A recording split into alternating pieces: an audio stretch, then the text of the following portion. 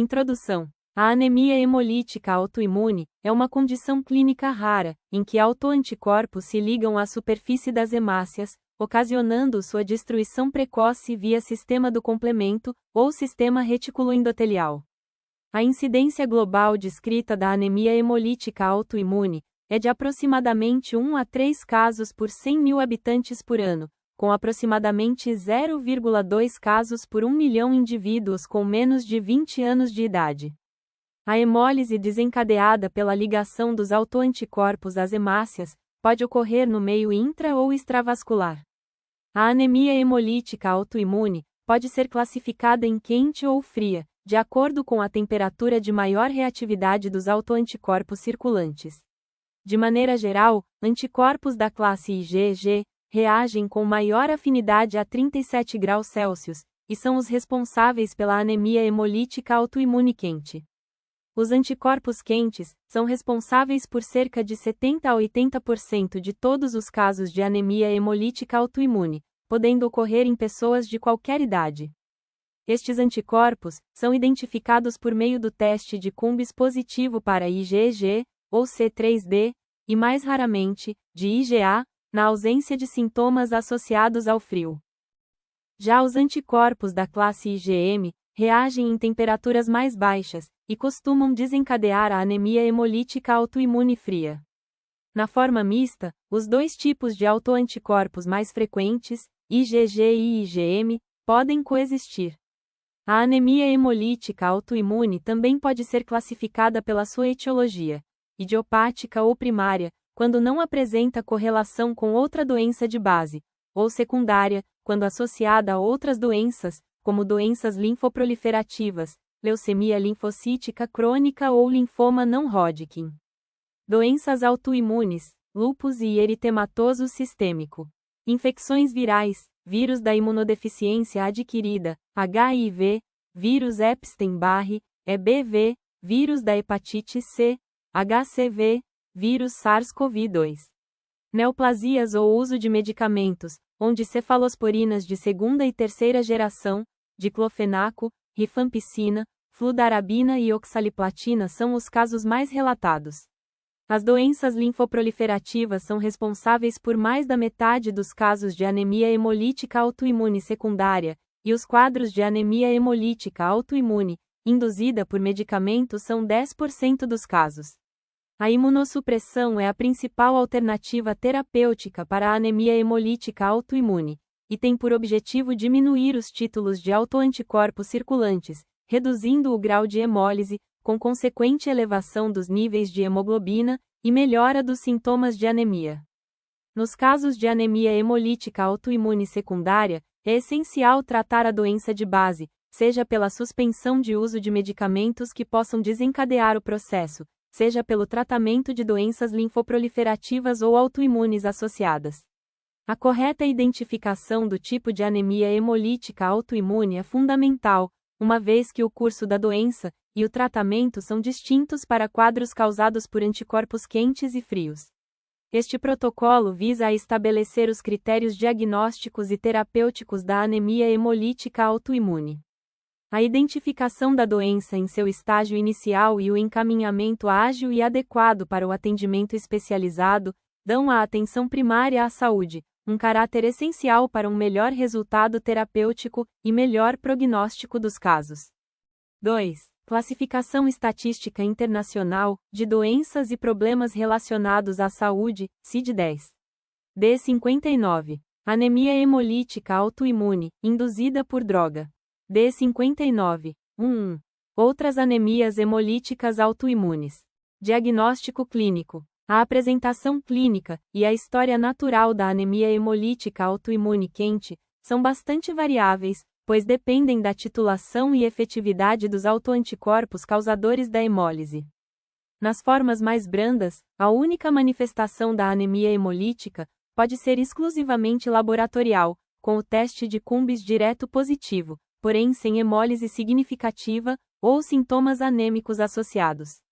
Nesses casos, os baixos títulos de anticorpos presentes não são suficientes para uma manifestação mais grave da doença. Entretanto, a maioria dos pacientes apresenta anemia, que tende a ser moderada a grave, com níveis de hemoglobina variando entre 6 e 10 gramas, dl. O surgimento de sintomas nesses casos está relacionado diretamente à velocidade de queda da hemoglobina e à capacidade funcional e adaptativa de cada indivíduo. Os sintomas mais comumente observados são aqueles da síndrome anêmica, como dispneia, fadiga, baixa tolerância ao exercício, palpitações ou cefaleia. Ao exame físico, encontram-se variados graus de palidez e icterícia, e a esplenomegalia é frequentemente observada. O curso da doença é variável, tendo relação também com a faixa etária dos pacientes. Em crianças, a doença tende a ser autolimitada, porém em adultos, é usualmente crônica, podendo apresentar exacerbações e remissões ao longo do tempo. Na anemia hemolítica autoimune fria, aproximadamente 15% dos casos de anemia hemolítica autoimune, o quadro clínico está relacionado à aglutinação das hemácias, quando há exposição ao frio, com consequente hemólise e anemia. A maioria dos pacientes apresenta anemia leve, representada clinicamente por palidez e fadiga. Nos meses de inverno, no entanto, pode haver piora do quadro, e hemólise aguda mais evidente, ocasionando hemoglobinemia, hemoglobinúria e icterícia. A crocianose e fenômeno de Raynaud podem ocorrer, pois o sangue nas extremidades é mais suscetível às temperaturas externas mais baixas. Raramente estes episódios são acompanhados de oclusões vasculares, seguidas de necrose. Formas graves de anemia hemolítica autoimune podem acontecer mais raramente, tanto na anemia hemolítica autoimune quente, como na anemia hemolítica autoimune fria, com piores desfechos associados, como hospitalização, internação em UTI, necessidade de suporte transfusional mais frequente, e maior mortalidade. A apresentação clínica dos pacientes com formas secundárias a infecções tende a ser autolimitada. Os sintomas comumente aparecem 2 a 3 semanas após o início da infecção, e são resolvidos espontaneamente 2 a 3 semanas mais tarde. A infecção por SARS-CoV-2 e a vacinação para COVID-19 parecem estar associadas a diferentes alterações hematológicas autoimunes, e a múltiplos subtipos de anemia hemolítica autoimune, começando em média, 7 dias após a infecção sintomática, e 5 dias após a vacinação. Os relatos dessa associação com anemia hemolítica autoimune ainda são escassos na literatura. Uma relação causal definitiva ainda não pode ser formalmente estabelecida, assim como o mecanismo fisiopatogênico associado. Esses achados servem para ilustrar o risco potencial dessa complicação, aumentar a vigilância pós-infecção e pós-vacinação, e mitigar a morbimortalidade. As vantagens da imunização parecem ainda assim exceder esses riscos. Em uma revisão sistemática de 33 casos, foi identificado que pacientes com diagnóstico confirmado de COVID-19 desenvolveram doença autoimune após o início dos sintomas. 6 doenças autoimunes foram relatadas, incluindo a anemia hemolítica autoimune. Estes achados podem ajudar a esclarecer a associação entre doenças autoimunes e infecções. A anemia hemolítica autoimune foi responsável por 24,2% dessas respostas autoimunes, que ocorreram entre 2 e 33 dias após a infecção. Os pacientes com anemia hemolítica autoimune estão mais propensos a apresentar tromboses, além de distúrbios autoimunes. Estudos descrevem que 11 a 20% dos pacientes com anemia hemolítica autoimune podem apresentar eventos tromboembólicos concomitantes ao quadro anêmico. Estudo publicado em 2024 avaliou o risco de acidente vascular isquêmico em 2 cortes nacionais, em franceses e dinamarqueses, portadores de anemia hemolítica autoimune primária. O risco foi maior nesses pacientes, principalmente no primeiro ano após o diagnóstico, quando comparados com a população geral, mas ainda sem justificativa determinada. Diagnóstico laboratorial. Pacientes com sintomas suspeitos de anemia hemolítica autoimune devem confirmar o diagnóstico através dos seguintes exames laboratoriais. Hemograma com contagem de plaquetas deve evidenciar anemia caracterizada por hemoglobina abaixo de 13 gramas, DL em homens, e abaixo de 12 gramas, DL em mulheres. Plaquetopenia concomitante, contagem total de plaquetas abaixo de 150.000 por milímetro cúbico, associa-se à síndrome de Evans. Contagem de reticulócitos, caracteristicamente elevada, maior que 100.000 reticulócitos, na ausência de sangramento ativo, de correção recente de deficiências nutricionais, ou do uso de alfapoetina. Testes para comprovação de hemólise. Aumento da desidrogenase láctica, e redução dos níveis séricos de apitoglobina. A elevação das bilirrubinas total e indireta ocorre em pacientes com hemólise mais grave. Pelo menos um destes testes deve estar alterado para caracterizar hemólise, sendo a apitoglobina o mais sensível, se disponível. Teste de Cumbis direto, teste direto de antiglobulina. Deve ser positivo, pois representa a confirmação de anticorpos ligados à superfície das hemácias. O resultado positivo indica a possibilidade de mecanismo autoimune associado, diferenciado da hemólise não imune. O teste deve ser preferencialmente poliespecífico para detectar os autoanticorpos da classe IgG e C3d, para diferenciação do tipo de anemia hemolítica autoimune.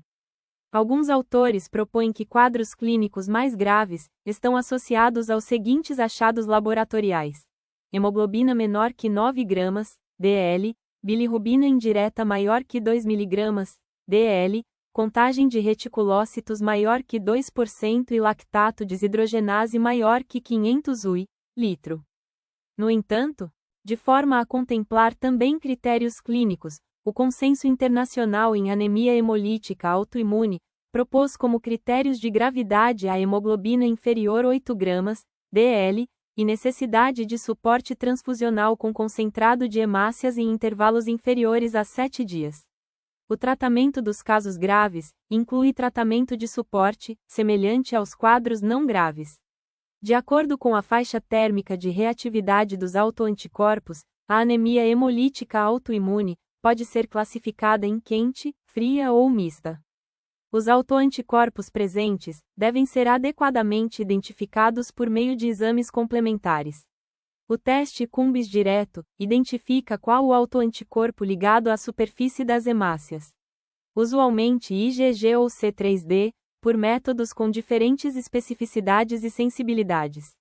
Assim, na anemia hemolítica autoimune quente, o exame usualmente revela IgG ligada às hemácias.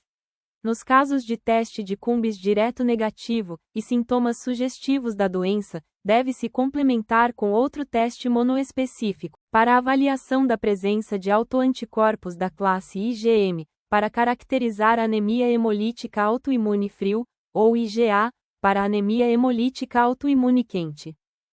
Na anemia hemolítica autoimune mista, encontra-se IgG+, ou IgG+, C3d+, ou C3+, e IgM.